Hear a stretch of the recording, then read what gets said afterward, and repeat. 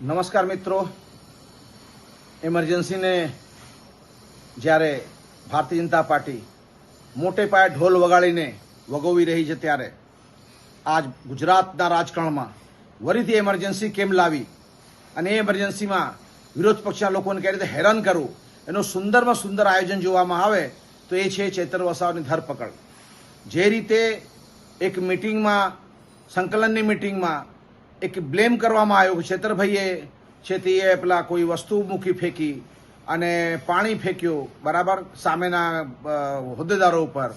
તો હું એ પૂછવા માંગુ છું, શું સરકારને યા ત્યાંની વ્યવસ્થાને યા કલેક્ટરને એસપીની ખબર હતી કે છેતરભાઈ આવીને પાણી ફેંકવાના ગ્લાસ જ ફેંકવાના છે?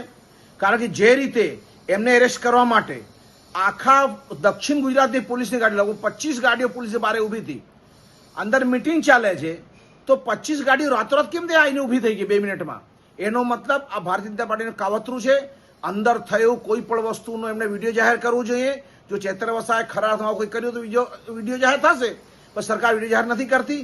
પણ ઇન્ટેન્શનલી લોકતંત્રની હત્યા કરવા માટે, ચેતર વસાવા જેવા લડાયક માણસને હેરાન કરવા માટે, આમ આદમી પાર્ટીનો મોરલ તોડવા માટે, આમ આદમી પાર્ટીના એવા લડાયક લોકો જે સામાન્ય માનવીના નાના મોટા કામો માટે લડિત આપી રહ્યા સરકાર સામે, એ લોકોને હેરાન કરવા માટે આ કાવતરું કરવામાં આવ્યું છે.